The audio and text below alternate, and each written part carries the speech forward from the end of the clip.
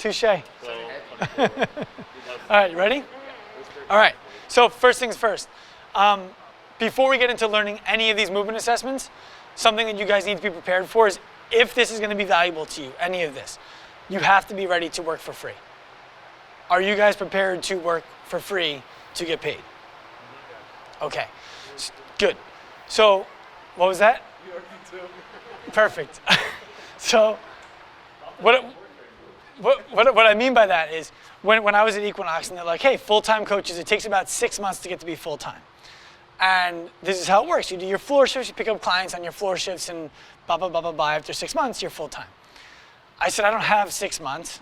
I'd like to be full-time much faster. Is it okay with you guys if I work for free? They're like, what do you mean? I said, well, I don't want clients at 5 a.m. and I don't want clients at 9 p.m. And my floor shifts are from 5 a.m. to 9 p.m. scattered throughout the week, 2 hours at a time. I can't get any kind of groove. No problem. What do you have in mind? Like, I'm going to work floor shifts during the hours when I would like to have clients.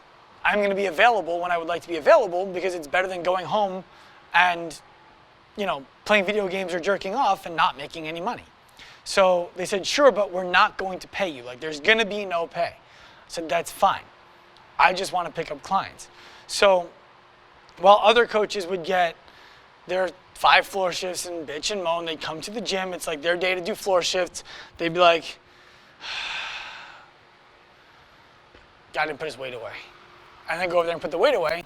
I was the guy who would go over to the towels, throw 40 towels on my shoulders, right, 20 on each, and walk around. Hi, I'm Sean. Would you like a towel? While Katie was on the elliptical. What's your name? Katie, no towel, thanks. Great, have a great day. What's your name? I go to everybody. What is your name? Would you like a towel? Would you like a cold towel with eucalyptus or a regular towel? Or nothing at all? Is there anything I can do for you? If you have any questions while you're here, my name is Sean. I'd love to help you. Going around to everybody on the floor, asking them if they need any help. Re-racking weights before somebody else has to recognize that the weights are unracked. I don't want a member to look at the weights and be like, it's in the wrong spot, and then get annoyed for a second. I want them to see me changing that without them having to worry about it, right? It makes them feel good over time. I would go up into group fitness classes when the gym was quiet, and I would ask the group fitness instructor before class started, is it okay with you if I walk around the room and help to correct form? You have 40 people, there's one of you, you're trying to move fast, they're supposed to mirror you. Can I walk throughout the room and assist with form on people who are having trouble? Absolutely. Great. Built a rapport with people in that room. I would go into the physical therapy suite that they had and say, hey, I have a client who is struggling with this, this, and this. How would you guys solve for it so that physical therapy upstairs became very comfortable, that I was the guy who, if someone needed personal training, I was in there, in their ears, asking questions about how I could get better. They could trust me with their ex-patients. You follow? So 5 weeks later, I was full-time. 5 weeks. The schedule comes out. There's 4.3 weeks in a month. So the schedule hadn't even come out for the next month's floor shifts yet. Schedule comes out, and I'm on the floor shift. I have 4 floor shifts because that's what's basically expected of a coach after a month, that they'll be able to do enough sessions that they'll get rid of one of their floor shifts. Walk into my boss's office. I'm like, hey, Josh, I'm on for 4 floor shifts here. And he's like, yeah, well, it's your second month. That's typically where people are at. I'm like, dude, I'm full. I'm full-time. I did 24 sessions last week. He's like, paid sessions? I'm like, yeah. He's like, let me go see that. Goes and looks in the book. He's like, oh, shit. Okay. Well, can you do the floor sessions this week and we'll figure it out? And I was like, no, because they're in the way of the sessions that I'm getting paid for that are already scheduled. But I'll stick around in between my sessions and help out on the floor. Have a great day. That's what the contract said, right? He's making more money, I'm making more money, the gym is making more money, everybody is happy. But in order to do that, I had to work floor shifts for free. You guys follow? The fastest way for you guys to get personal training clients in this gym who want your help, is to be more available than you are only when you're in class.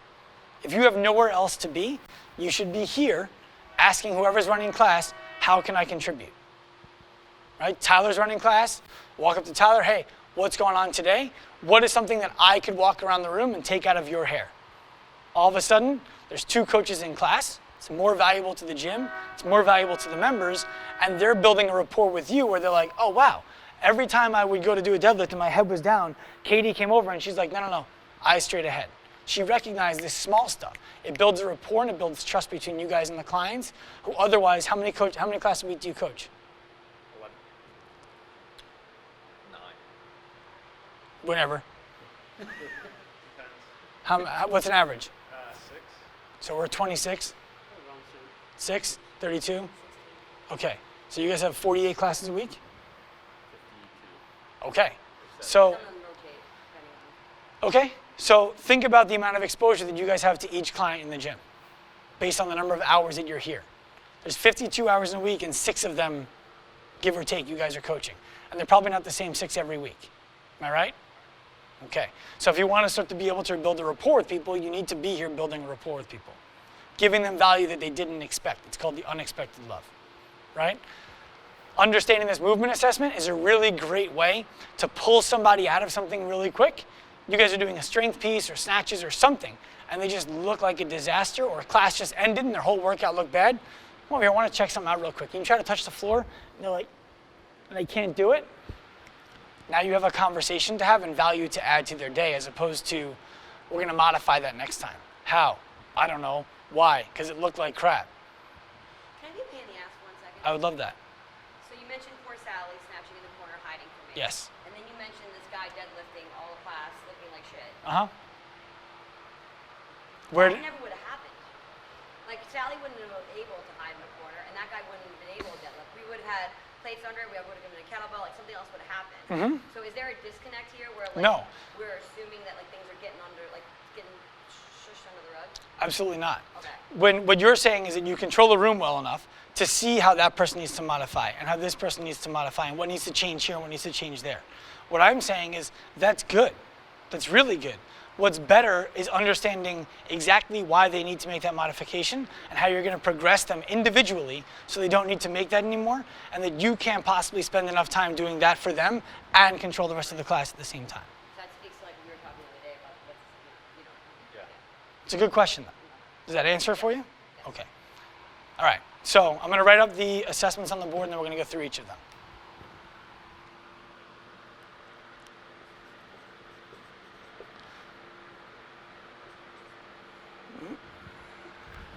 There's tissue. Okay, we'll just start with this one. So this test is called standing lomopelvic flexion. It's really simple. I want you guys to all take off your shoes, please. Sorry. What's that? Yeah. All right, so it's a simple test. What I want you guys to do is we'll go around the room. We'll start to think about, like, if this happens, if someone's limited on this test, what would we modify and why? Right, so this test is really simple. You're going to ask a client to do this. Stand with your knees extended and reach down as far as you comfortably can. Go. Just reach straight down. Perfect. Come on back up. Good. So what we want to do next is we want to start asking them, where do you feel it? So 2 things. This test, number 1, reach down as far as you comfortably can with your knees extended. Where do you feel it? We don't say what we want them to feel. We don't ask, where does it hurt? You use the words I used, because anything else, and they will try to figure out how to game the system. Okay? Legs straight, reach down as far as you comfortably can. I'll ask you guys where you feel it. Go ahead down. So, anybody who feels it right now in their calves, stand up. Anybody who feels it right now in their low back, stand up. Anybody who feels it right now in their hips, stand up. Anybody who feels it right now in their hamstrings only, stand up. Okay, so if you guys all had the same anatomy, we all agree you all have the same anatomy, right? Besides some parts. Muscles, different? The muscles are different. They're different? Yeah. What's different? I'm joking. Oh, okay. I'm just talking about the dick or lack thereof. Oh yeah, that's, Female. yeah, that's different. So the point is you should all feel the same thing if your bodies all function the same way. I would argue that the only people in this room who should be pulling off the ground heavy without anything to think about right now is him. Right now, it doesn't mean you can't, but it means that if you're feeling it in your calves, anyone know what muscle runs down past the hips and down past the calves? Starts in the hip, runs down past the calf. Anybody? So you reach down to the ground, right? If you're feeling it in your calf, what muscle are you feeling stretching?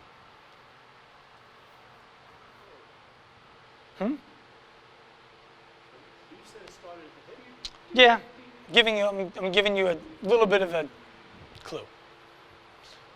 Right, because think about it. If I stand like this and I reach down, do my knees extend anymore? Do my ankles do anything? So anything I'm feeling in my calf can't have anything to do with anything below my knee, right? You follow? So what joint is moving? My hip, my low back. So the muscle, whatever I'm feeling in my calf, has to cross my hip or my low back. You said it crosses your calf. Because I feel it in my calf. Do you follow me? Did I lose you? I do. I'm just wondering what that muscle is. Right. I'm waiting for you to tell me what it is. Does anyone have an idea? There is no muscle that crosses the hip that goes all the way down there. So what might they be feeling? No? You're there. Right. So there's no muscle. Yes. So, right. So if someone reaches down to the ground in class. But if you have someone reach down to the ground and they're like, yeah, I feel it down over here. I'm like, this guy's a fucking idiot. There's no fucking It's his first day.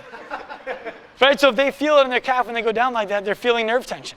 Do you think somebody who's feeling nerve tension when they do something as simple as touching the floor should be pulling a heavy weight off the ground without you thinking about it or watching them a little bit more carefully? Not rhetorical. Okay.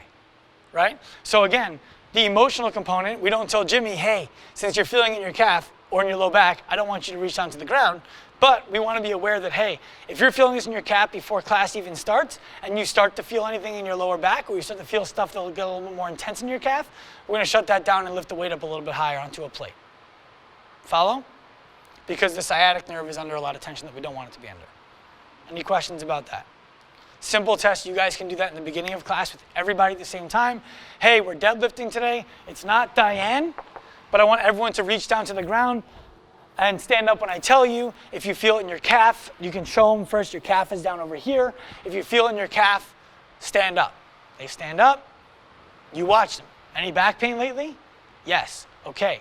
We're going to set up your deadlift a little bit differently than you're used to today. And you go around the room and you figure it out like that. Now you're not waiting for them to be doing deadlifts like this to say, hey, let's get some bumper plates under there. You're getting ahead of the game, explaining to them why, and now they have the same stimulus in a workout that they're supposed to have instead of the pain they get when they leave. Follow? Okay, that was the first test, standing level pelvic flexion. So other than deadlifts, what movements might you want to limit if somebody has an issue reaching down to the ground like that? Snatching, clean, rowing, D-ball cleans, all of those. Perfect. Huh? Maybe box jumps. Maybe. When you get, right. When you get into that, you start to look at things like even running potentially, right? Especially if they're an overstrider landing on their heel when they run. So this is something, it's a very valuable test for you guys to do. It's quick, it's easy. Everyone in the class can do it at the same time. And now you can be on the lookout. Okay, Kyle told me he felt that in his calf pretty intensely, or he felt it in his lower back. Neither of those are where he's supposed to feel it. If that intensifies during the workout, I want you to let me know. We're going to modify your movement a little bit. Cool? Easy. Any questions about that? Next movement. Is there a correlation to where they felt it and where you modify? So, for example, calf might be more of raising the bumper plates versus lumbar might be, I don't know what. Yes, it's a good question. So if they feel it in their calf, we might want to lift the bar off the ground a little bit so they're not going through the same range of motion. If they feel it in their lower back, oftentimes it's going to be a motor control issue, and they're not able to create a proper brace. So you watch that person before they deadlift, and they're like, and they're really well braced up over here, and then this just goes like this, right? So it's something to watch for sure. Next test is going to be right here. Supine hip flexion. Okay, so this is going to be done with a partner. I'll borrow Jimmy. Actually, you just worked out. You didn't shower. I'll borrow Tyler. Tyler's pants are now dry, so. Right. Lay on your back. So this is a test that you guys will want to do more one-off. With every new member, I recommend you guys do this. But one-off, when you grab somebody, if you see them curling over a lot, you see their butt start to tuck under when they're doing squats, they have difficulty, they tell you they're getting some pain, they lean forward, whatever the case might be, they don't get to depth, right? Hand underneath their lower back, bring their knee towards their chest. And what we're looking for is, when does their back flatten down into your hand? So, as soon as Tyler's back starts to flatten down into my hand, right about there, That's really the end of Tyler's hip range of motion.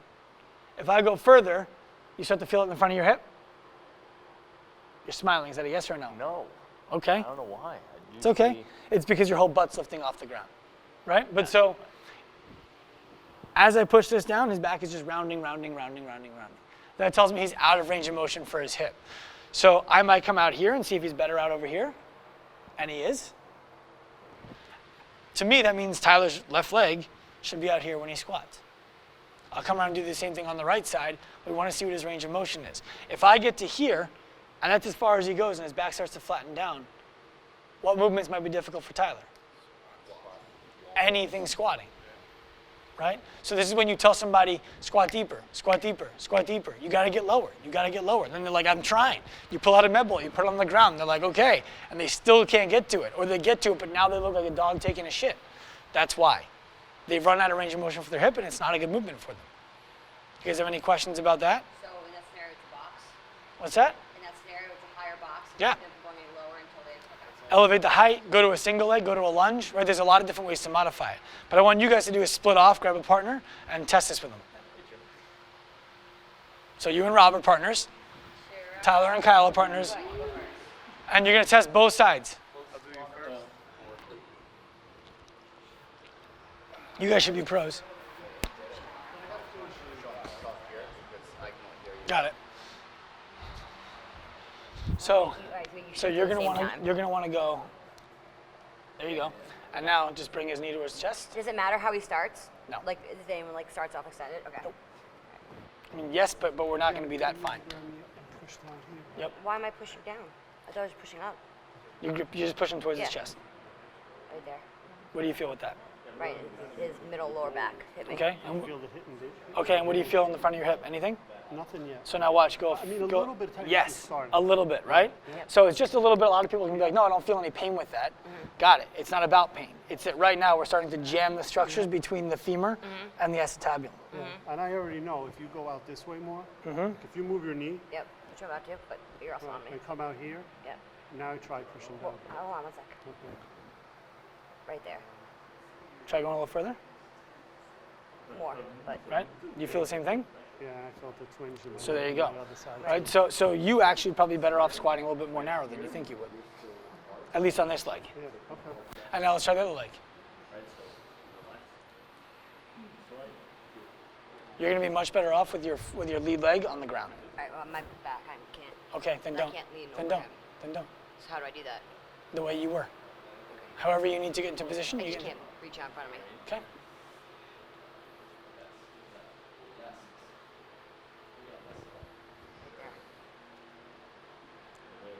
So try going a little bit further.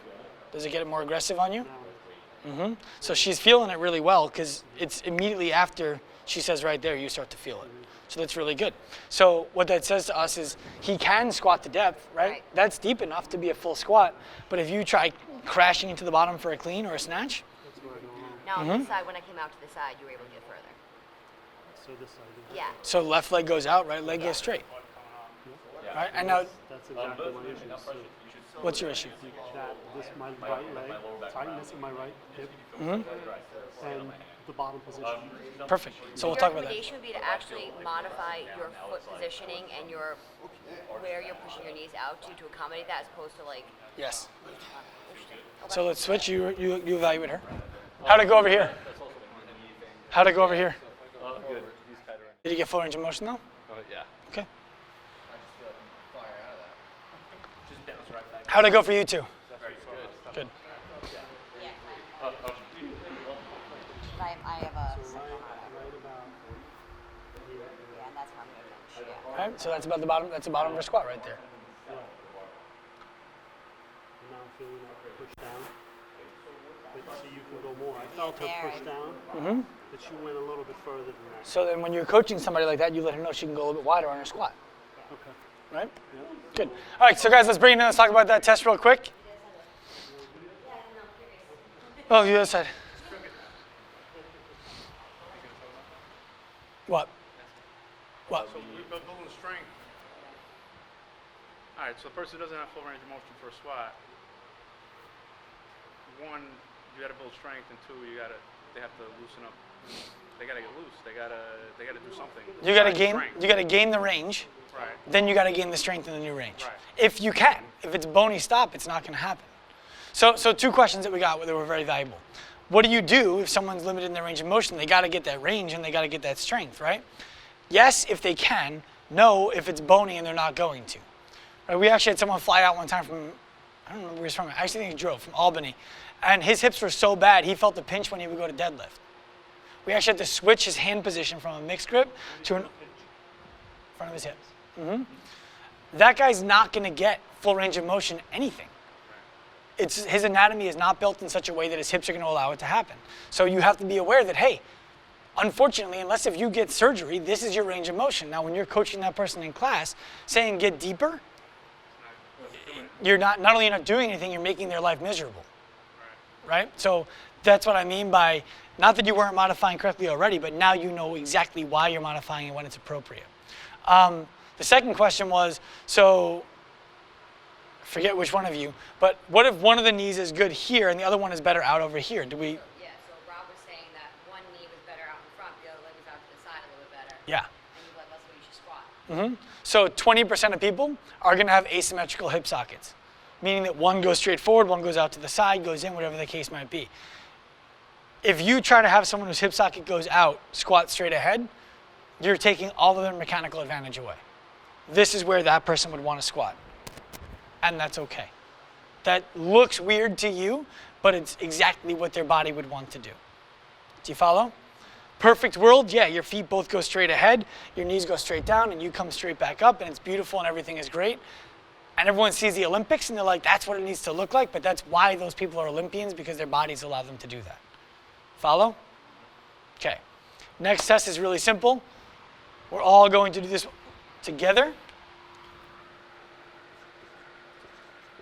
It's a knee to butt test. So all we're going to do, heel to butt test, excuse me. You're going to sit with your feet underneath you like this and just try to sit down on your heels. Big toes touch each other, try to sit down on your heels.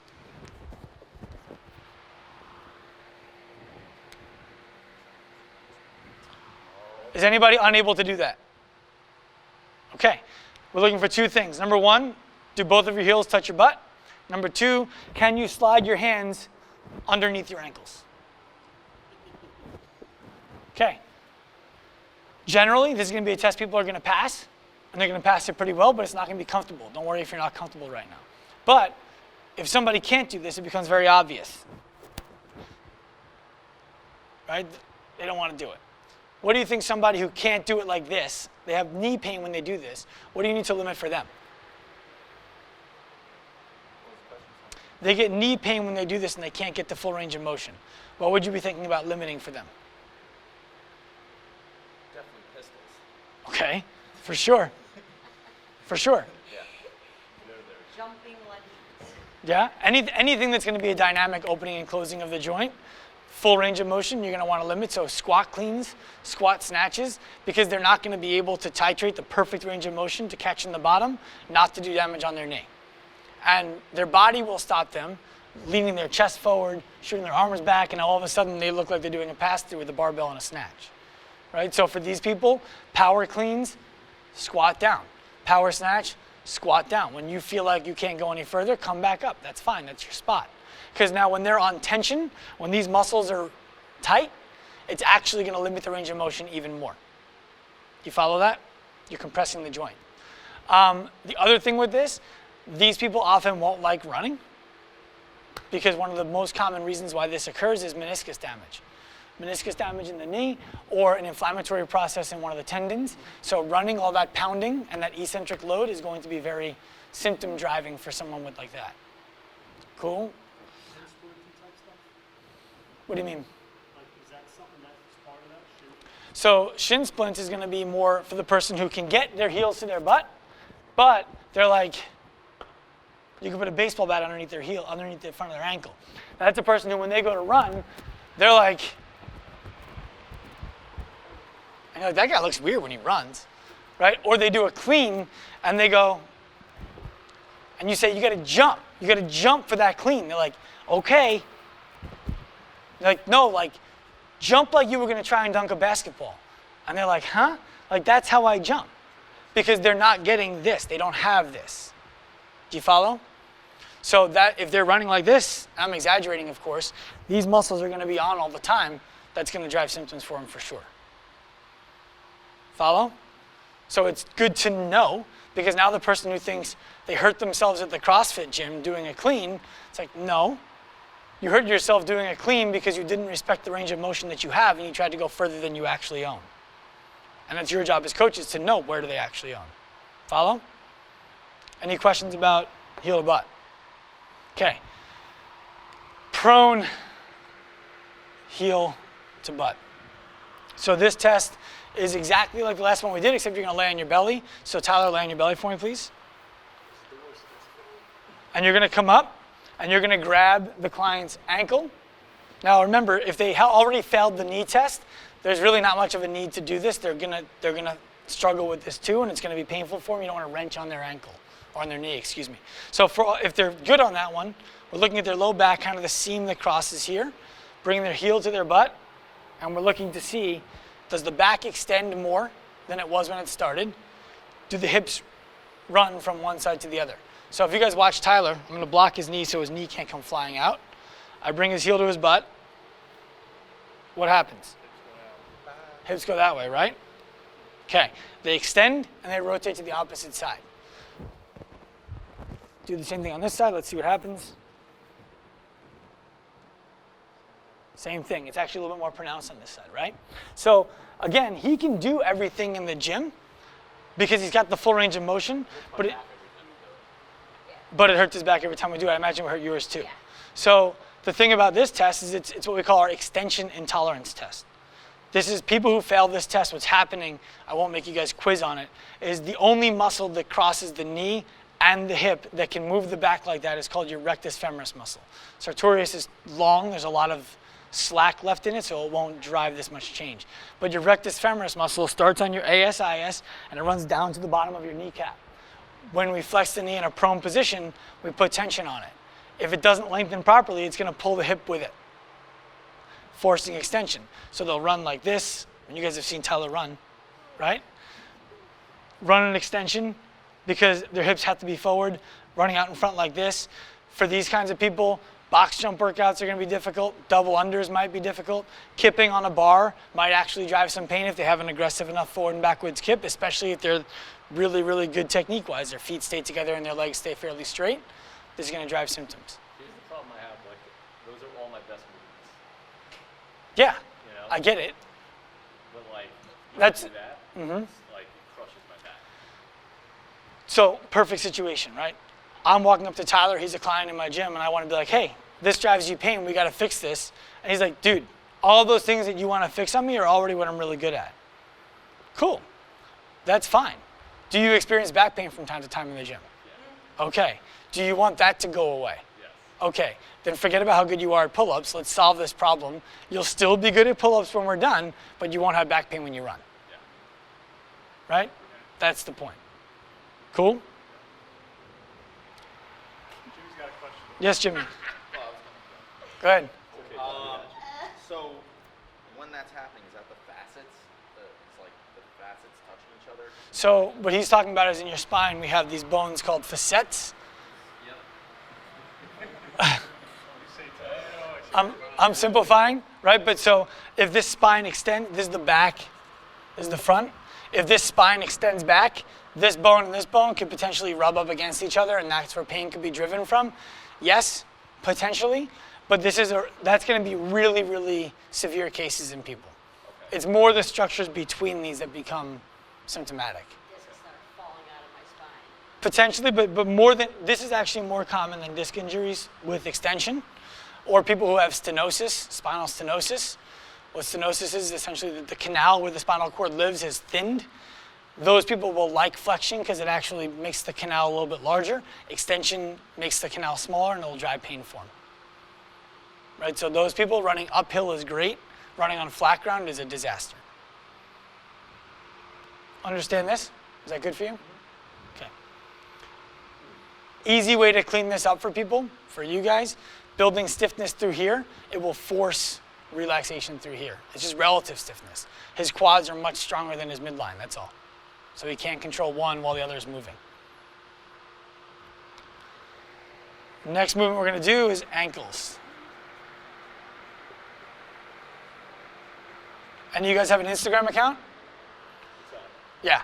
So you've seen people snatch or squat and their chest comes forward and they're like, I don't know what's wrong, can somebody help me? Everybody in the world chimes in, they're like, oh, it's your ankles, bro. Maybe, right? But if we're gonna look and see when ankles are actually an issue.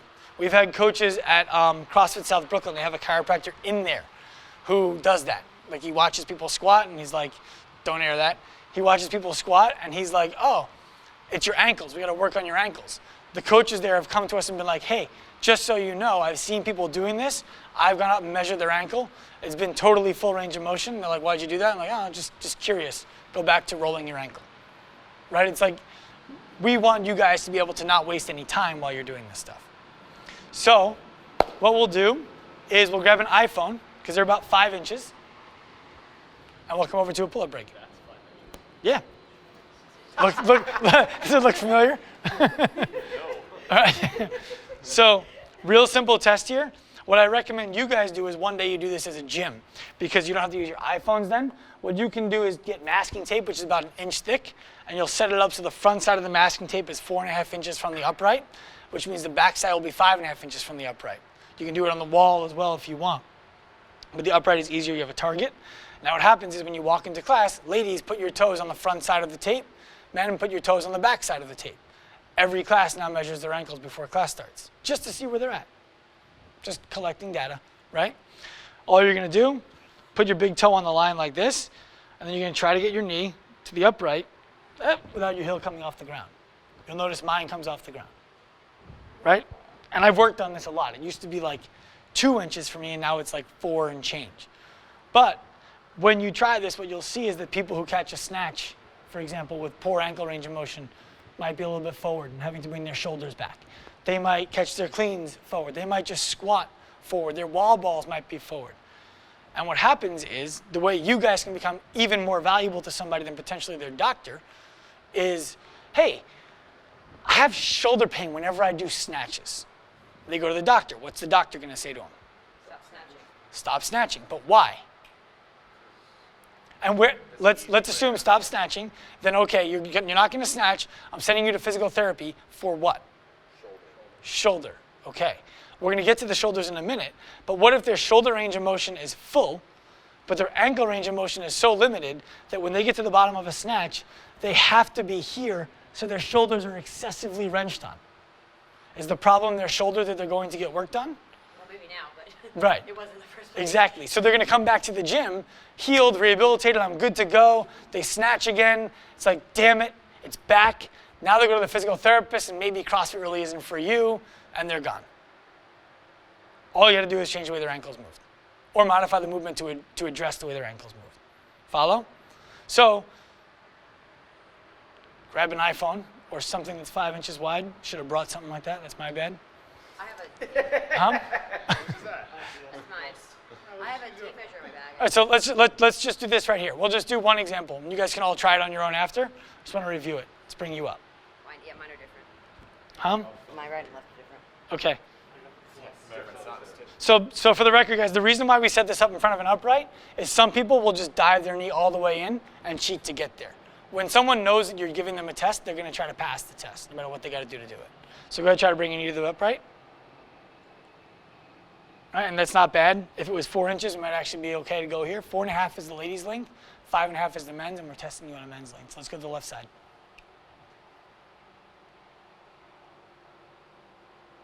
Way shorter, right? Yeah, and I've been working this a lot. Okay, but so where do you feel the limitation? In the front through here and in the back right here. And what have you been doing to work on it? The banded dorsiflexion with the weight. Okay, what do you mean with the weight?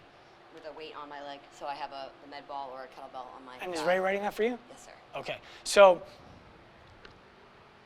how do you think we chose to do that? Because I imagine a lot of people who have limited ankle range of motion will see Katie doing that and be like, oh, okay, I'm gonna do what Katie did. And she's gonna get results and they're not. Why?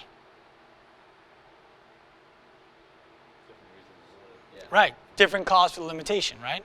So the reason why we would give Katie something like a banded distraction with a weight on top through a range of motion is because if you're feeling this in the front of your ankle, it means that we're dealing with either a bony stop or a ligamentous stop, most likely. If you're feeling it in the back predominantly through the calf and the Achilles, that tells us that we're dealing with a tendinous stop, a musculotendinous issue. The way we would correct those two problems as coaches, totally opposite. One of them requires sustained range of motion and holding it. The other one requires eccentric contractions for rep after rep after rep. If we give you the wrong one, you get no results. You guys follow that? So once again, you have members who come here who probably walk into the gym every day and do this kind of stuff.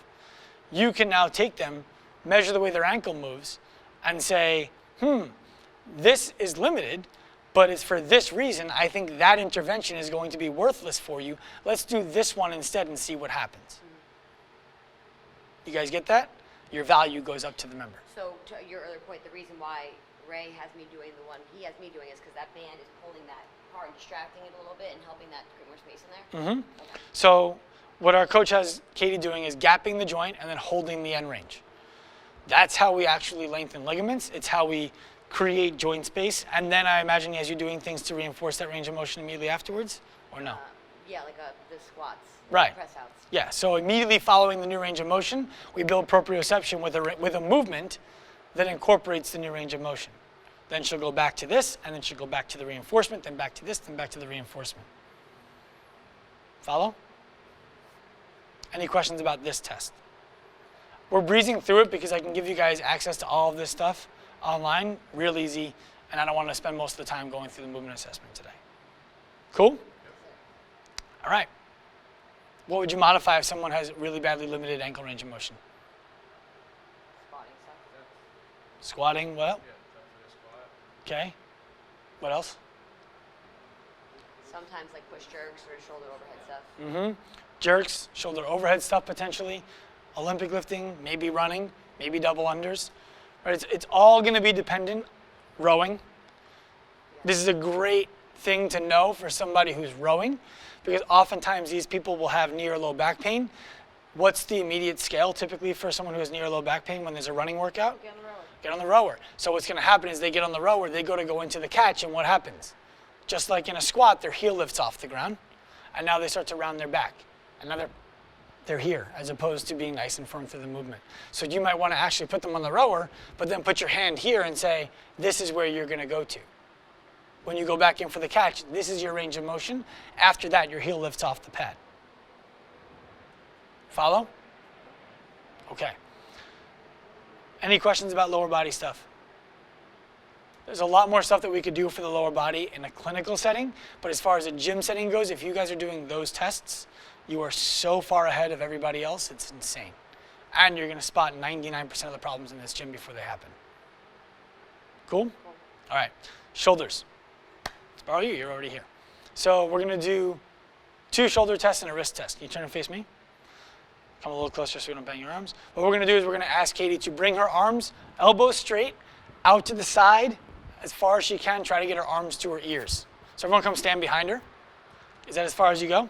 Yeah. Okay, so what we're looking at here is 2 things. Number 1, do the arms touch the ears or the head above the ears? In this case, it's no. Is there daylight between the shoulder and the bottom of the head? In this case, it's yes. First thing I'm going to do is come in and say, can I add overpressure and get you further? You in any pain right now? On the left a little bit, but the right would be fine. May I press a little bit? Yeah. Okay. Easy, right? When I press, it's easy. You can bring it back down. What do you think it means that when I press, she can get there? Does she have the necessary... Actually blocking it. Huh? There's nothing actually blocking it. Correct. Right. There's nothing actually blocking it. That's a strength issue. She doesn't have strength to get herself through the full range of motion.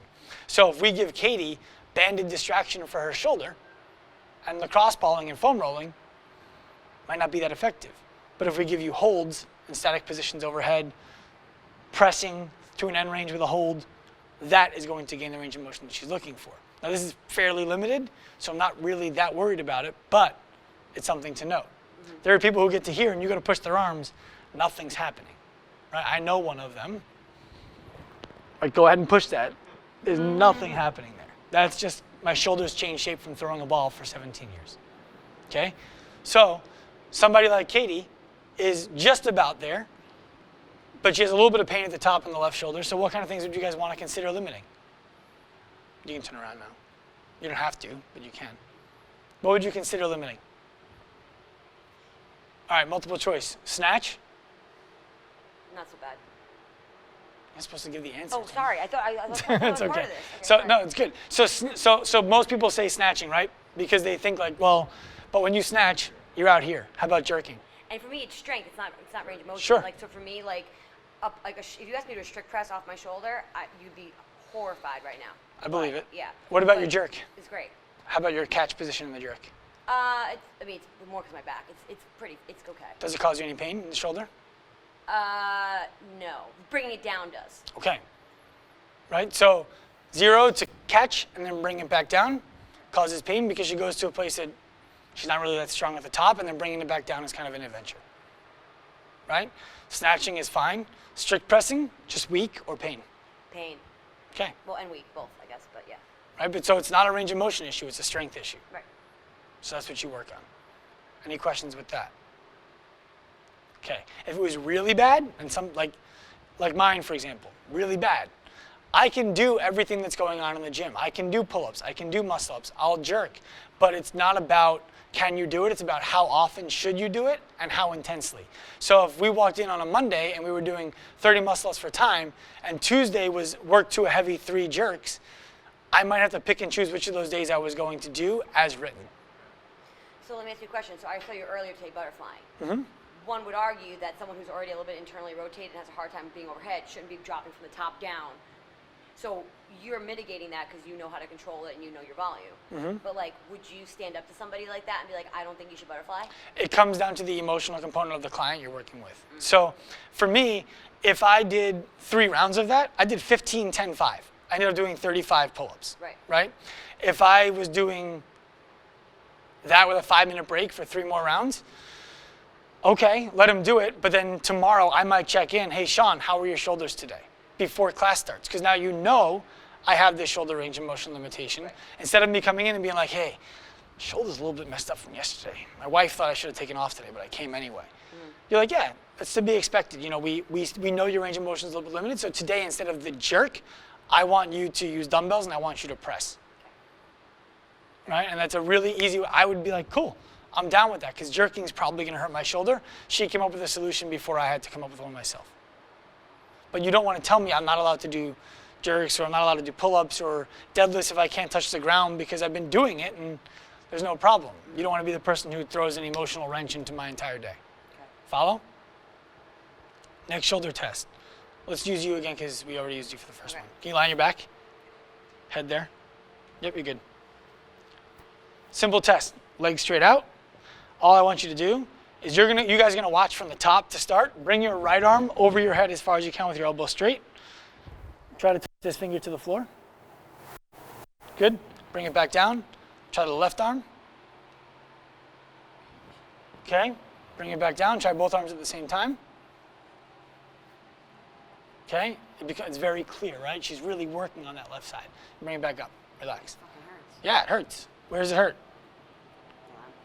So it starts off right at the top, right in here, and then as it goes, then it starts to be down in here. So name some movements that you guys would want to start to think about with Katie. That you shouldn't do. Correct. Toe to bar. Okay, what else? Okay, give me something not hanging from a bar. And not a jerk, because we already said that. Kettlebell swing. Yeah, that's the one I was going to use. So kettlebell swings. I'm a great example of a kettlebell swing on this, right? You can sit up now. Because I have that same limitation. It's like, no, I need your elbows locked out overhead. Cool. I know that's what you want, but I don't have that range of motion. So when I go overhead, my elbow's gonna have a little bit of a bend to it because that's where my arm needs to be for my shoulder to be in its appropriate position. If you know that before class, when I walk in and I'm like, you're not like, yeah, fucking Sean cheats every day. Like, no, that's Sean's range of motion. And when a member says, fucking Sean, man, he's always putting up good scores because new full range of motion, you can say, actually, that is his full range of motion. He's doing the best he can. You shouldn't shit talk him. And you guys can then do what you talk about doing, which is using fitness as the proxy to make better people and shut down bad conversation. Because now you know. Follow? Instead of being like, yeah, I'll go talk to him. And you come over and you're like, hey man, I really need you to lock out your elbows over your head. I'm like, cool, I'd love to. Can you make that happen? Follow? Thrusters, how are handstand push-ups? They're fine. Strict is a problem at a deficit at this point, but How about, otherwise they're fine. how are they for your low back? Strict? Any. Fine. I mean, Okay. I can't do parallettes anymore, so I can't really talk, but Okay, otherwise they're okay. cool. Everyone get this? Last test, we're coming back to the upright. We're gonna do wrist. So let's bring somebody else in. Yeah. You still want that? Yeah, we'll leave it there. Come on in, Kyle. Yeah. So wrist range of motion is gonna be the same as the ankle. We do pinky range of motion after this? No. Did you break it? Nice. And then they apparently just glued it. Nice. They didn't fix it. So all you're gonna do is, I'll show you first. So all you're gonna do, guys, is this. It's real simple. This one you need the upright for because you can't put their head through a wall. So you're gonna put your fingers on the edge of the foam or the edge of your 5.5 inch line. Shoulder locks back and down. And then you're just gonna try to bring your, with the elbow straight, try to bring your shoulder to the rig without the heel of the hand coming off. You'll start to see this. You'll start to see this. And we'll talk about what they all mean. Get in there. So first things first, this is the one especially that is the hardest to measure because people are gonna bring the shoulder up, turn their body, shoulder blade back and down, turn the arm, and now keep that straight and try to get your shoulder to the upright. Good. So not bad, right? That's actually pretty good. What we want to do is move a little bit out and see if he still has that range of motion. People will touch their trap to the upright. We want the acromion to the upright. Come on off. Good job on the left. Let's see the right.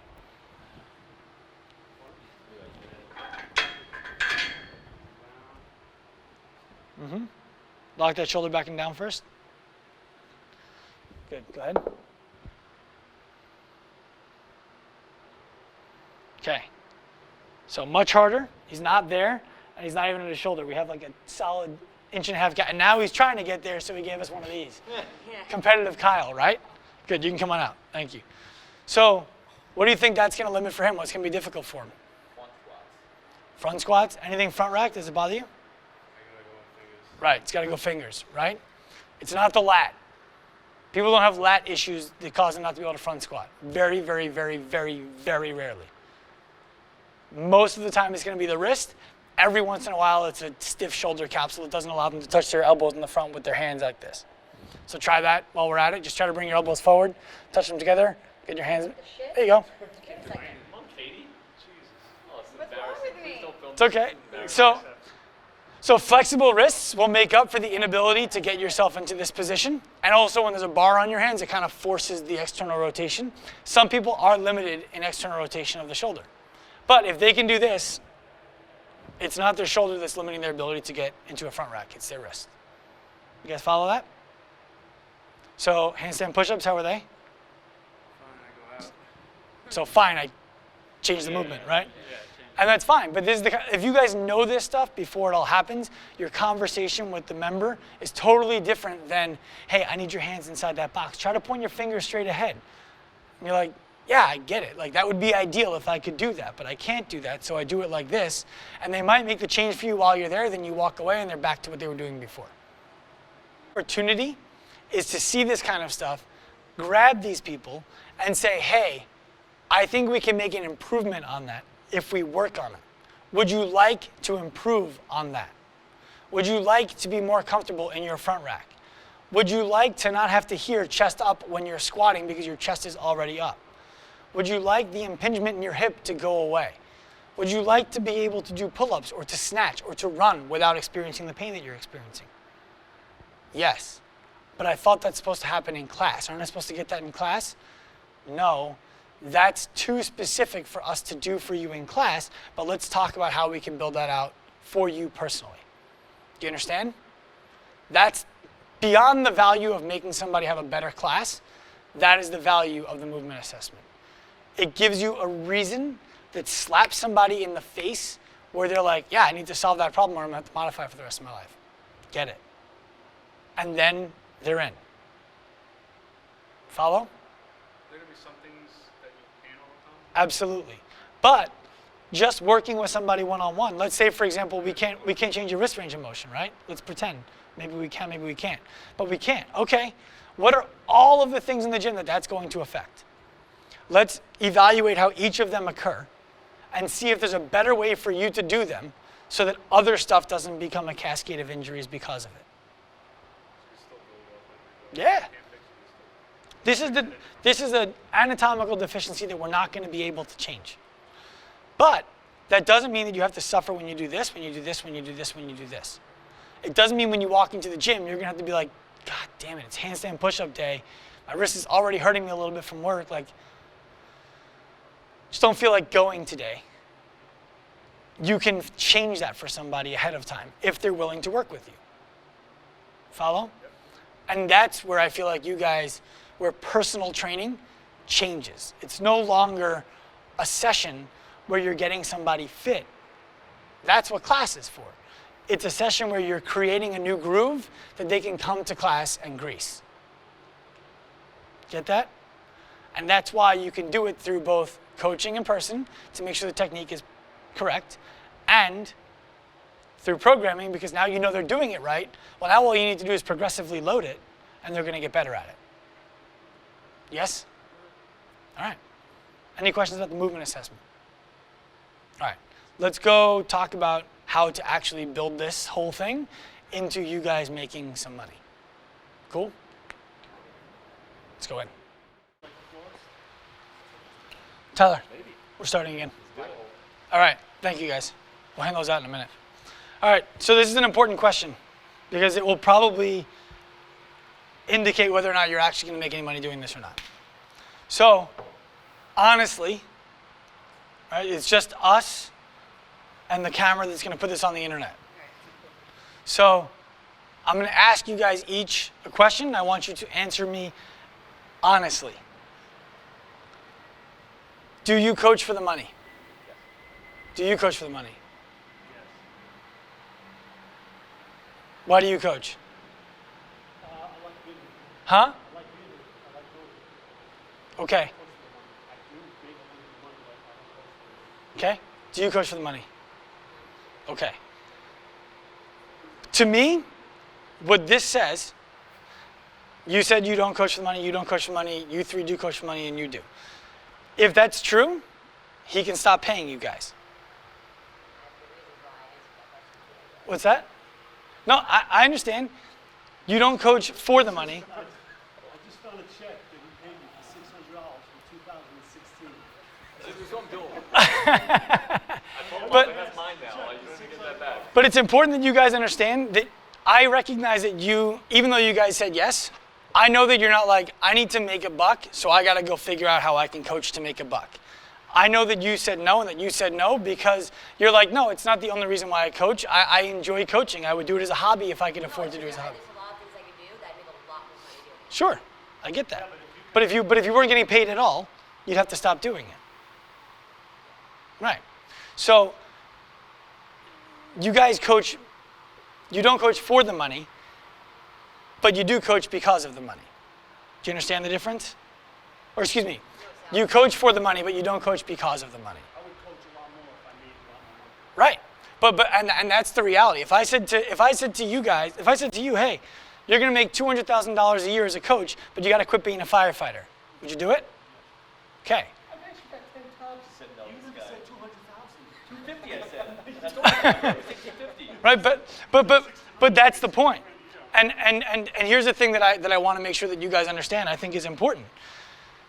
The only way for you guys to be the best version of a coach that you can possibly be is to make enough money doing it that you don't have to spend any of your time or energy working on anything else. That I agree with. Good. Now, I recognize you're a firefighter and you're probably not quitting that job anytime soon. You're a police officer? Firefighter, and you're probably not quitting that job anytime soon. I understand that.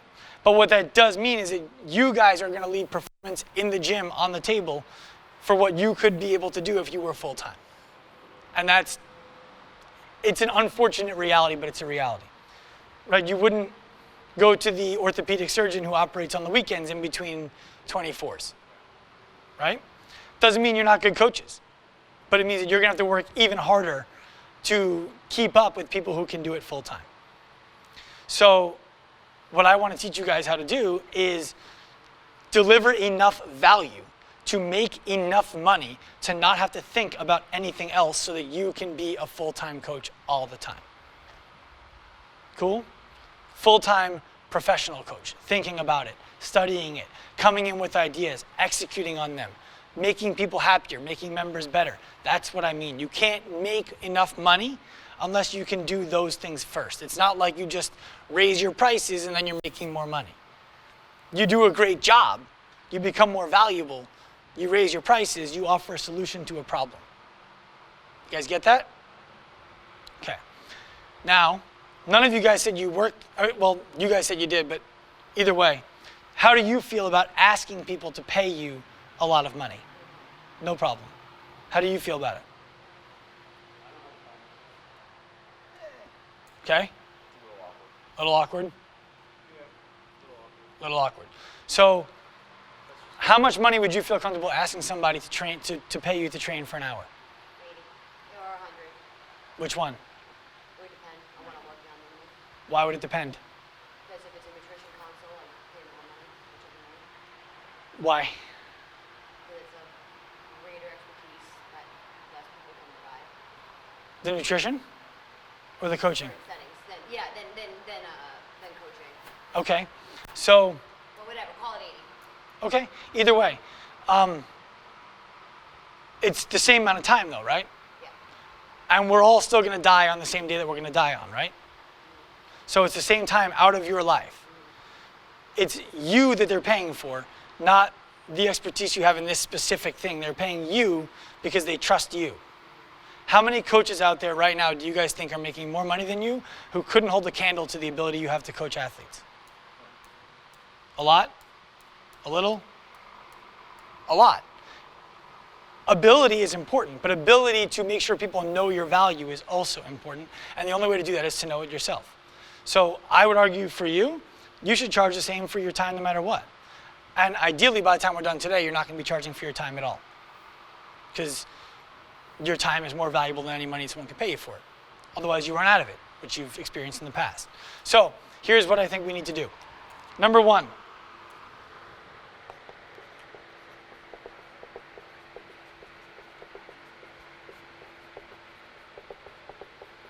I told you before we started, if you guys want to make money, you have to be willing to work for free.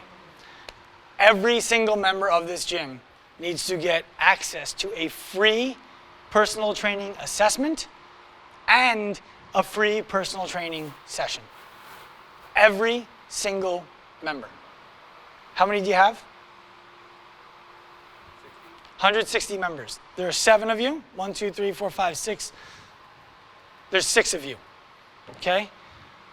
If all 160 wanted to get this, you guys would each have to do like 24 hours or 25 hours of assessment and free personal training session. That's 50 hours. Who's willing to work for free for 50 hours to make some money? What's that? It's going to be more than in the end. Right. Good news, bad news? Most people aren't going to take you up on this. But the ones who do are interested. If you call this a free personal training assessment, a free one-on-one coaching assessment, they understand what they're getting themselves into. A free one-on-one session based on what we find in your assessment. They understand what they're getting themselves into. People typically will not take advantage of you and waste your time when they have no interest in working with you after the fact. So if we offer every single member of CrossFit 516 a free personal training assessment and a free personal training session. The assessment is right here. I'm going to pass it out to you guys when we're done. It includes that. Yes. So when we're coaching in the classes, we're not giving them that. No. You can give them pieces of that, but you're not going to break a whole class down and do the evaluation. This is where you say, hey, I'd love to do this with you one-on-one, because you're going to nuance things. You're going to move their hip a little bit. You're going to do things around. And now you have a class full of 20 people waiting for you to pay attention to them. Right? So these have to be quick and dirty done during class. But one-on-one, when you have an hour to do it, that's where you can really make it work. Okay?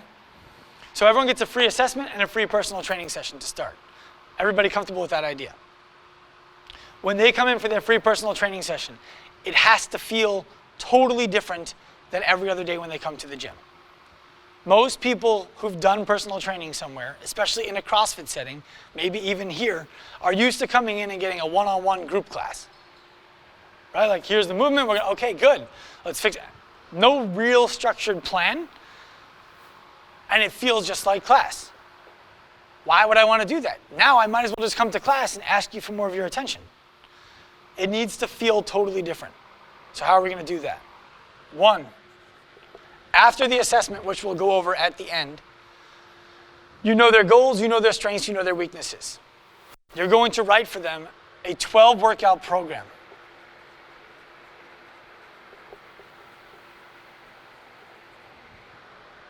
Can you do this to them in the free PT session? Yes. You don't give them the program.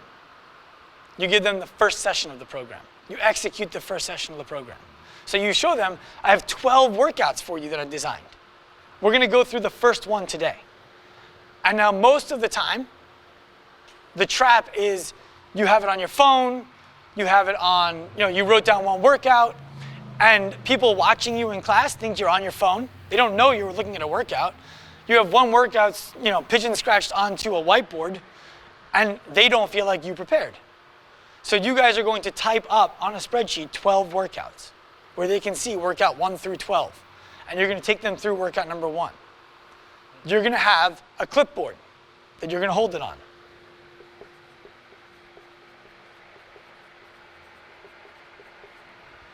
You're going to have a stopwatch.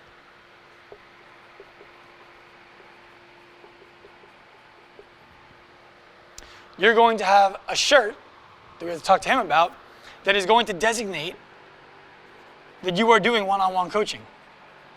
And the only time that shirt gets worn is when you're coaching somebody one-on-one. What's going to start to happen is people are going to notice, oh, they're holding a program for somebody on a clipboard. That's weird. No one ever uses a clipboard here. What's going on over there? They have a stopwatch around their neck. Why don't they just use the clock on the wall? And what does that red shirt mean? And people are going to start to understand through seeing it that other people do one-on-one training in this gym. And what do most people want? Attention. They want what other people have.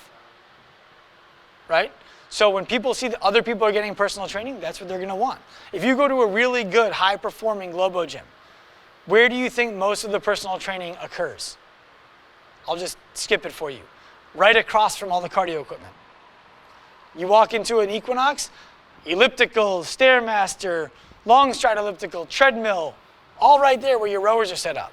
This area here is where all of the free weights in the space are. So that while you're sitting on your elliptical, feeling shitty about your physique, and you're watching that hot chick over there train with that hot coach, you're like, man, I wish I could do that. And you get to advertise that to yourself every day you come in. It's not an accident. You need to look specifically ready to do this. Okay?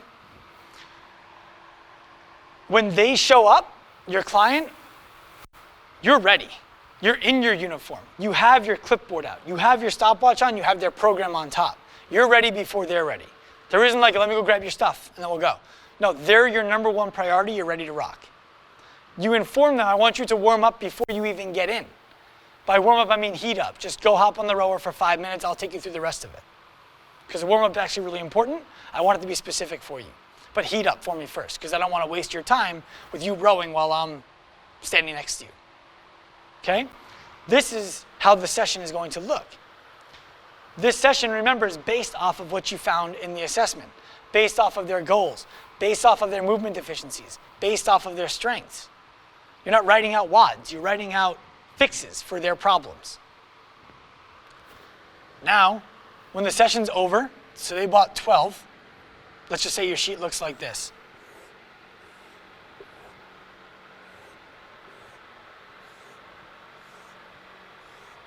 right? And you have session 1, 2, 3, 4, 5, 6, 7, 8, 9, 10, 11, 12. Okay? This was their free session. You don't get paid for this. The gym doesn't get paid for it. You did it for free.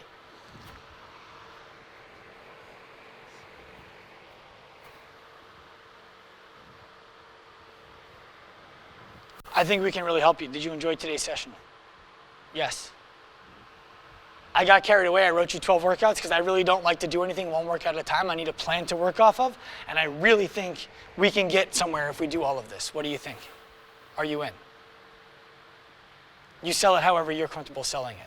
Preferably it's done before the free session, but you still give them the free session, right? Somebody says yes to you, okay? You're gonna sell 12, 24, 48 session packs. All multiples of 12, like the math I couldn't do before, right? This is the first session that they're going to do that they have paid for. What is the last session on a 12 session plan that they purchased? What number is it? What? Day one of the next cycle. Can you guys get someone to be ready to progress the movements after 12 workouts, where the workouts are kind of totally different? Great. Their last workout, you show up. You have your clipboard out. You have their program out like you do every day. You're in your red shirt. You're fucking ready to rock. They're excited. They're getting great progress. This is session number 13, the last one that they purchased. Totally different than what they've been doing before. Responsibly. You're not just going to do this to get someone to buy. It's got to be responsible. But you're making changes here. Hey, that was a great workout. I'd love to go through the rest of the progressions. You don't have to say it. It's understood. This is your next program. Remember what we did last time. Do you want to do it again? If they bought 24, where would they end up?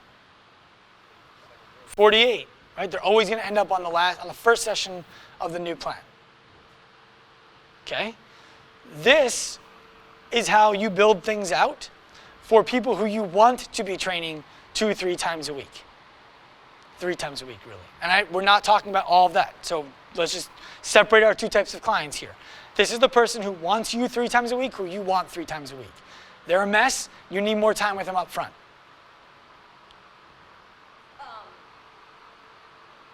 Given I don't really know yet what your idea, like what these workouts are, but if they're coming in 3 times a week to do a training session, how many days a week are they still coming in class that they're paying membership for? Yes, good question. So if they're coming to week for a training session with you 3 times, how many times do they actually come to class to work out? How many times do you think somebody needs to come and do high intensity training during the week? 4 to 5? 2? You? How many times would you say someone needs to come do high intensity training during a week? Outside of this? This is not going to be WODs. So yeah. Okay. I believe it's somewhere between 2 and 3 for the average person who just wants to be generally fit. So to me, twice. And maybe sometimes it's after this. These might not be hour sessions. They might be 45-minute sessions that are sold at an hour price. Yes? Okay, so 2 things. Number one, what we talked about earlier in the beginning is we don't want to be here for just one person. I got you. I'm going to get there. So then the second thing is they have 3 days. So now, Tyler does the programming for the gym. We have to know in advance what those other days are, because they're not all like high metcon type days. Sometimes it's just strength training, and they have. How far in advance does your programming come out? When does it come out? When do the coaches know? Oh, yeah. Gotta get better at that. Okay, so that's got to start at the top. The coaches need to know the programming so that they can help the client decide what days to come in on. Now, the answer to your question in short is, what's the priority for the client in the moment? Right? If they're really frustrated, if they're really experiencing pain, are we just going to try to be like, listen, go to the gym 3-4 times and we'll figure this out? Or are you going to tell them the hard truth, which is you need more of this right now than class? Okay, so then a little subcontext here. Sure. We're increasing our rate What do you mean? Yeah, I know. next month. I know. Right. So is that going to be like a harder pill to swallow if we're like, hey, you're paying more for the membership, you're going to use less, and you're going to pay more? No, Yeah. They're paying for value. No, it's definitely going to be a harder pill to swallow. Right. But you're worth it, right? Is it, or is it, yeah. So Katie, I think what's going to happen is it's going to be a transition period where people that are already here, they're going to have to be convinced that any new people that come are going to already know the system. So it's going to have to backfill a little bit. For sure. But the other thing is, remember, if you start the way we talked about, where there's a second coaching class for free, assisting movement, do those 2 classes per week become even more valuable than they were before? Okay. Now, if they're getting a free personal training assessment and a free personal training session, is that value that they don't have to pay for? What does a free personal training session cost? Or what does a session cost? 80 bucks, 90 bucks, 100 bucks? How much is an assessment going to cost? The same? So they're getting, call it $180 worth of free value up front.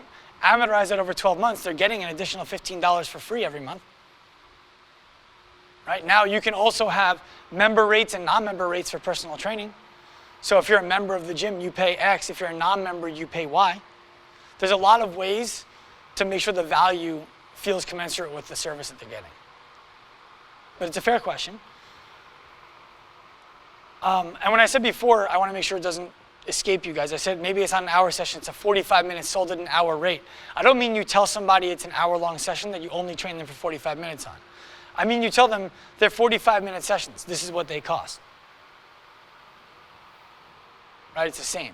If I said to you, hey, I can get you really fit, but you got to come here 3 days a week for an hour each day. It's going to take us about 6 months, and it costs you $500 total. Or I say, I can get you really fit, but you got to give me $5 grand. I'm going to do that, and you're going to have everything you want. And you really will. Which one would you take? $500 over 6 months, 3 hours every single week, or $5 grand, and you have it. Yeah. Mm-hmm. Which one would you do? If you had 5,000, would you do it? Okay. The point is, I don't want you guys to think about your time as the value. I want you to think about your solution as the value. When you think about your time as the value, you can only go so high. I run a professional development program for entrepreneurs, coaches, and really whoever wants to be in. I have a private chef in it. There's 12 people. It costs them $5,000 a head to do it. There's 17 touch points, which means that I talk to them 17 times over 17 weeks. 9 of those 17 times are done in a group, all 12 of them with me on a video screen for an hour. The other 8 are one-on-one for a half an hour. If you do the math, that adds up to about $1,000 per hour to do it. If you add the math and you now divide each of those group meetings by 12 and you figure out how much time they actually get with me in contact, it's over $1,000 an hour. You can't justify that cost. But you can justify the solution that they get for doing it. And it sells out every time. And nobody has a problem paying it, and everybody makes more than that from the program. So it's important for you guys to recognize it's not your time, it's your solution. And that's where the assessment comes in really handy when we talked about scary goals. Right? I had a patient come into the office one time and she was like, hey, everyone else told me to stop running, I want to be able to run. Okay, why do you want to be able to run? I need to lose 20 pounds. Okay, why do you need to lose 20 pounds? I don't know, it just seems like a good number, you know? I'm like, no, why do you need to lose weight at all? Why do you feel bad about your body? Like, your body looks fine to me. I don't like the way my body looks. How'd you choose 20? I don't know, why running? Because I can control running, it's the only thing I feel like I can just go whenever I want. It's raining, I can run. It's sunny, I can run. I have whatever, I can always run wherever I am. Okay, but again, why is it important to you to lose the weight? After long enough, she broke down, cried, and said, listen, I go to the beach every summer with my daughter, and I have to wear a t-shirt because I'm ashamed of the way that I look. And every summer, my daughter asks me, Mommy, why are you wearing a t-shirt? And I tell her, Mommy's cold, or Mommy doesn't want to get sunburned. She's getting old enough now that she's going to ask me, why don't you just put sunscreen on? Or why are you cold? It's so hot out. So this summer, I don't want to have to wear a t-shirt at the beach. That person would much rather spend the money that it costs to solve that problem without thinking about the hours that it takes you to do it than go deal with that problem again. That's where the assessment comes in. Does that make sense to you guys? So this is how you work with the person who you're going to work with on a regular basis. This is your 2 to 3 a week client, 2 to 3 times a week. Now, if you think someone needs to work with you 2 to 3 times a week, and they're like, I can only afford once, but I'll buy a 12-pack. It is your responsibility to tell them, I'm sorry, no. Because if you think they need 3 times a week, that's for a reason, right? Why would someone need to be with you 3 times a week? You've trained a fair amount. Okay. Why else? Give me another reason, somebody. They're a mess. They really need a lot of help. And in 12 weeks, they're just going to be frustrated. But in 4 weeks, they can have results. Right? You're not going to give them 1 day a week's not going to reach your solution, and they're not worth the money. Right. So if you don't actually solve the problem, you're telling them 1 day a week, I'll do it. What you're actually doing, you think you're being empathetic and giving them a break, but in reality, yeah, you're lying to them. You're just taking the money. You're not helping anybody, right? You're putting them in a situation to feel like they're getting what they want, but after 12 sessions, they're still going to look and feel the same way they did before if you think they need 3 a week, most likely. So you have to stand strong and say, listen, it's the same price. I want to get you results. I don't want you to think about this as time. I want you to think about this as results. The only way you're going to get results is if we do it 3 times a week. I don't feel comfortable taking your money and allowing you to do it once a week. Follow? This is your client who comes on a regular basis. The other thing, before we get to it, almost everyone's going to say, 12 sessions, $90 a session, that's $1,080, I think. That's a lot of money. You're going to be like, your instinct is to justify it. Yeah, but, blah, blah, blah, blah, blah, blah, blah, blah, blah. You're going to say, yeah, I know. Do you want it?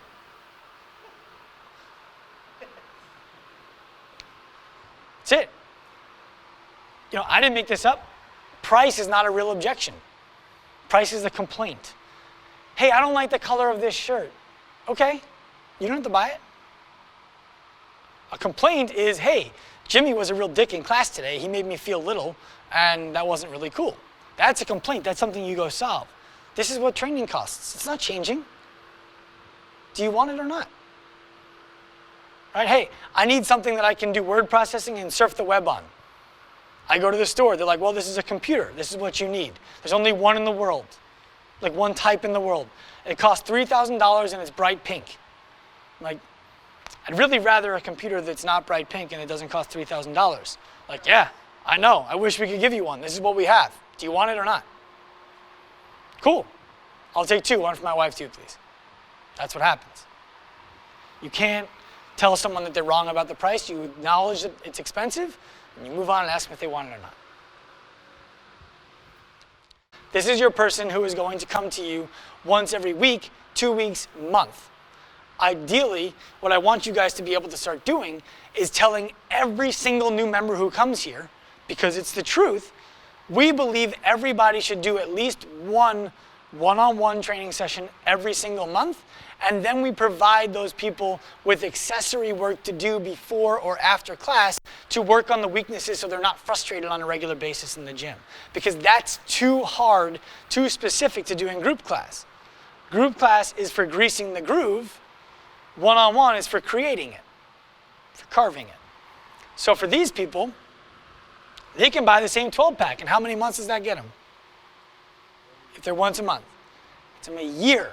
You pay this once and you can stop thinking about it. 1,080 once. You get a session every single month. What if you're not here in 6 months? That would suck.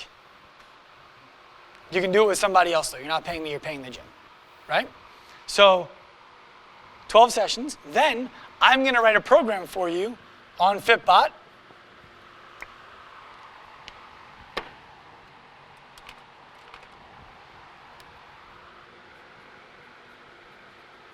I'm going to write you a program. We're going to create an account for you on Fitbot. What Fitbot is it's a way for us to communicate, where I write you workouts, I write you things that you need to do that are not going to be anything like group class. It's going to be strength and movement stuff so that you can make sure that the weaknesses that you have are taken care of. That's it. We can't do it in class, but I don't want to have to charge you every single time you do it. You're a pretty accountable person. You don't need me to be there with you. You can post videos here and you're going to post feedback here. And most importantly, I can see if you did it or if you missed it. So I'm going to write you 3 workouts every single week that you're going to do before you get into the gym. They're going to take you 25 to 30 minutes. 3 days, right? On your weaknesses that we found in your assessment. You're going to pay for the training up front, $1080 for the year. If you'd like, you can pay for the programming up front for the rest of the year as well, or you can pay this monthly. It's just an additional $199 per month. Yes? So that's with seeing someone once a month and then you're writing them programming. They bought 12 sessions, $1080. Yeah. Now you're writing them the programming in between. Yeah. You're checking on them when you see them in person. How is the progression actually looking? They can post videos, they can post whatever they want, kind of content here, and you're going to communicate with them every single week. They write their workout every single time they do it. They give you the feedback. Once a week on their rest day, you go in and look at how they did. You make the appropriate progressions for the following week, just like you're getting right now. Right? They have access to you via email as much as they need. They are getting a problem solved. This solves a different problem than group class solves. Group class is fun, community, camaraderie, general fitness. They don't have to buy any of this if they don't want to. You're not forcing this on anybody. But for those people who want to be a part of this community, who can't get their problem solved in the group class, it's either you guys creating a solution for them or they're going to come pay us. Plain and simple. If you're creating the solution for them, $199, $249, whatever price you guys feel like is comfortable, you have them buying session packages up front. If you can get yourself to 10 people who are doing this with you, whatever the gym split is, let's say that it's 120 and 80. The gym gets 80, you get 120. That's $1,200 to you. Let's say they paid $90 for each of the 12 sessions and you guys get $55. That's another 50 times 12 is $660, I think. On this one client who's also paying the gym for membership, you're solving their problem and you're getting paid an additional $1,860. It's costing you 45 minutes times 12. 10 times, someone do that math for me. 45 times 12. Someone have a calculator?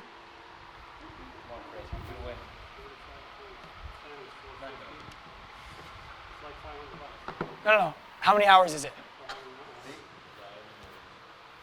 Every 4 is going to be 3 hours, so it's 9 hours. So you have 9 hours, right? 9 hours of one-on-one. Whoops, so.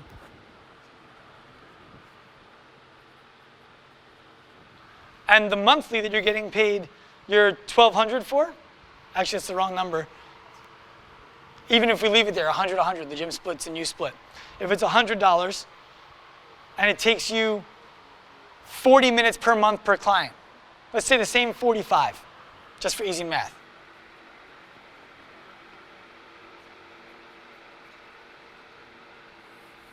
You're getting paid $1,860 for 18 hours worth of work. What's the math on that? How much money do you get paid per hour if you do it like this? $100 an hour. That's how you duplicate yourself. You guys understand that? You get $1,200 from the 9 hours of one-on-one personal training. If you get, I'm sorry, that's wrong. This is for, you get $100 per month from programming them. Your take on 199, let's say, is 100. You get $100 per month for programming them. That's $1,200. You get $660 for one-on-one training them for 12 hours or for 9 hours because it's going to be 45-minute sessions. That's $660. This is your contact time. This is where you gain trust. This is where they're going to be paying you for the service, the solution that you provide instead of the service that you provide. This solution makes it so they don't have to buy 12 sessions every single month. So it's $600 for 1 month, $1,200 for 1 year. No, that's what you're getting paid. This is what you guys are going to get paid for a year of working with the client. What do you mean then? What are you confused about? No, I'm not. I just wanted to clarify. Got it. That's the 1,200 is for the year, the 600 is for the first month. No. 1,200 is for the year of programming. 660 is for the year of one-on-one training sessions. This is if they do one training session every month. That's what we're getting paid, not what they're paying. Right. So you, the coach, ends up making $100 per hour on each of those clients. And it costs you 18 hours. So if you wanted to get yourself to, let's say, $1,000 a week, $52,000 a year, plus whatever you get paid to coach class, all you have to get yourself to is 10 hours per week.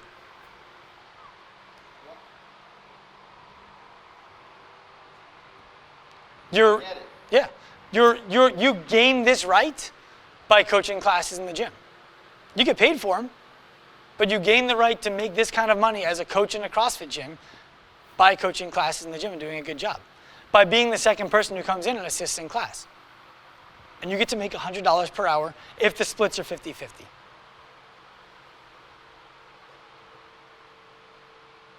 Is that enticing? Does this seem like something that is exorbitantly unreachable for clients here? Do you feel like people would look at this and be like, there's no way I'm doing that? They will do it. I'll tell you this. For us, this all happens in the assessment, but our assessment's on the phone. There's an assessment before the assessment. Are you the right client for us? I have phone calls with people that are 15 minutes long. After that phone call, the average person is paying $1,000 in 15-minute phone call. Now, I don't get paid $1,000. They go and work with one of my coaches. But the average phone call is worth $1,000 for 15 minutes. And how do you turn people away if, like, you're saying, oh, you're not the right client? I'm sorry, I don't think that we're going to be able to help you because your problems need to be seen in a physical therapist's office. You need to be going to an orthopedic surgeon. You don't have enough time in the day, and when this is not going to be a priority for you, when you're ready for those things, we'll bring you back in. And when I am ready to do it, I'll tell them the truth. I believe you need to be signing up for a year because I don't think we can help you in less than that. And I explain to them why. And they do it. And they get what they paid for, plus that. The value always feels to them, by the time they're done, like they got way more than they paid for.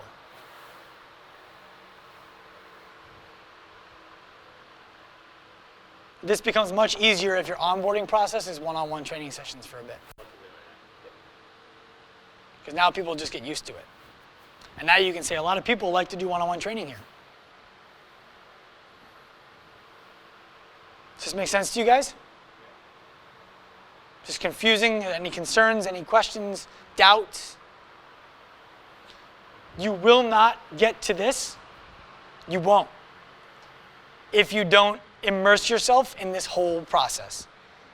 You cut one corner and all the air goes out. But if you immerse in it all the way, members are happier, you're making more money, and by the way, these hours aren't even here. They're at home, whenever you want. Cool? Any questions? Okay. You'll probably have them come up. Feel free to ask them whenever you want. These are your assessments, by the way. So take them. You guys can do whatever you want to do to modify it. This is just how I like to do assessments. We get one of each page. Yeah. So the idea of the assessment that I have here is the movement assessment is in it. There's also body fat analysis in it if you're comfortable with that. Heart rate recovery, simple, repeatable tests. So for example, 2 minutes on a metronome, 1 burpee every 6 seconds. So they're going to do 20 burpees in 2 minutes. Not that hard, not that excessive. If someone is less fit, you can scale it back. If they're a little bit more fit, you can scale it up if you want. You just record that. Take their heart rate for 1 minute after they're done with that and see how many beats it goes. If you make them more fit, that number will be lower next time you test it. Simple stuff. When would you say retest? Say in this program, so you Well, I do have- free assessment. Well, I know you had for that. Oh, yeah. So Every 8 to 12 weeks, you're retesting. 8 to 12 weeks. Okay. But you're also retesting every day in their program because you're getting data from them. Yeah. Yeah.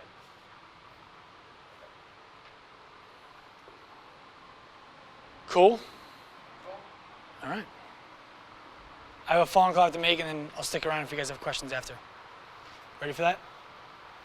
All right, well, you're on it. Thank you. Thanks, Sean. Thank you. You're welcome. No problem. Is that right now? Yeah. He would say, hey, I've been doing personal training one-on-one with these people now, and they fucking love it. He probably didn't curse, but I would. So what I want to do is I can't assess everybody who wants to get assessed. I've been getting a lot of questions about it, but what we're going to do is we're going to put a workshop together where everybody can come and get assessed in the workshop. Find out if you're actually a good candidate for one-on-one. It's going to be an abbreviated version of the full assessment that we would do in class, but for only $20. We only have 20 spots. For $20, you guys get to come, get a little bit of the mindset behind it, a little bit more of the intricacy, and we'll do the movement assessment followed by a workout with the modifications that we would recommend to you to see if the stimulus actually feels better to you. Who wants to sign up? 20 people sign up. The ones who are most interested become personal training clients. And the best part is when you can bring one of your clients to the workshop who can provide a live in-person testimonial. And you can explain, because this is the truth, when I first started doing this, I really felt awkward about asking you guys for more money than you were paying to come to the gym already. Because the reason you join a CrossFit gym is you don't have to pay for a personal trainer, but you get the coaching. So I felt really weird about asking for it. Then I worked with Tyler, saw the results we were able to get versus the results that he was getting in group class, which he was already happy with, but the way we were able to launch him up. And now I want to train every fucking one of you. And that will become the truth. And then what happens is everybody wants to train with you, and you can't do it for the price you were previously doing it for anymore. And you have to charge more. But that's where the follow-up to this whole thing comes, is you do workshops. 3 times a year, 4 times a year, $20 to attend, max 20 people. We send out emails in a specific way. I'll explain that to you guys how to do it. There's a Thursday email, Friday, Saturday, Sunday. They're all different. They all talk to a different type of person in a different type of way. They see that, they pay, they show up, they decide they want this, and then you provide them the solution that they're asking you for. Cool? Hardest part's the beginning. Once you break the ice and start getting changes with clients, you don't ever want to go back. But for me, it was hard in the beginning, like charging affiliates, like for programming. And once people started DMing me and asking me, I was kind of reaching out to affiliates, like, hey, would you want this? And they're like, oh, how much? And I was like, this much, that much. And they're like, okay. And then all of a sudden I started getting DMs and it's like, can you do this for me? And I was like, yeah. If you're going to ask me, now it's this much. So in the beginning, we're asking them, but it's going to get to a point where then they start coming up to you going, hey, Chris, like I saw they were working with you. I'm friends with, how many people that are friends with Jeff? I might come up to you and say, hey, like I'm friends with Jeff and I saw what you did with him. I'd love to get that. And now you have a little bit more room to go, okay, like this is now what we charge for that. All right. But the gym prices are the gym prices. Yeah, but once it starts going up and the value is needed, you raise it,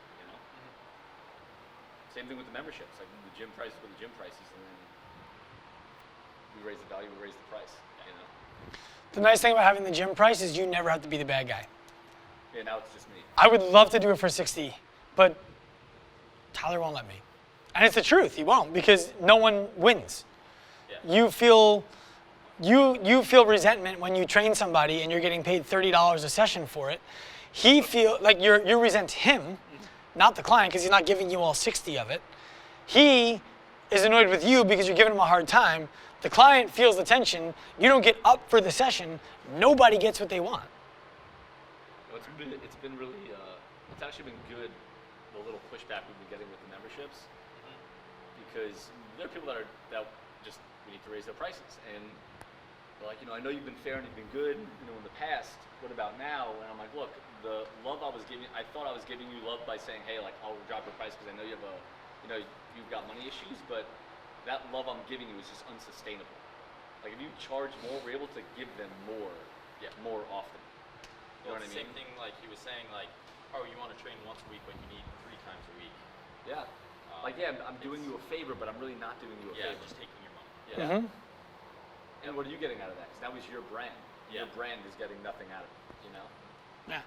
The reason we turn people down instead of saying yes to everybody, besides that we're not looking to just steal money from people, is because if you're out there and you tell your friends, I'm doing Active Life, and you don't get the results that you thought you were going to get, whether you were compliant or not, whether you were a good candidate for it or not, your friends are going to assume it doesn't work. And long term, that leads to us not having an opportunity to gain new clients. So the once a month thing is sort of like specific goals, or like Once a month would be, for example, hey, your movement patterns are pretty good. You're just really weak in them. So let's build out your movement patterns.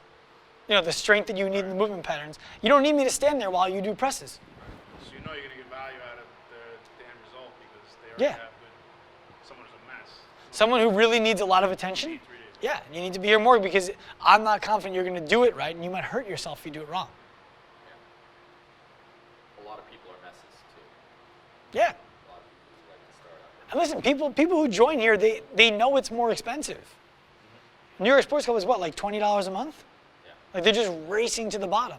So when they join here and they find out, oh, it's $200 a month and your onboarding is $1,000 or whatever it costs. Do you want this? This is how we can solve your problem.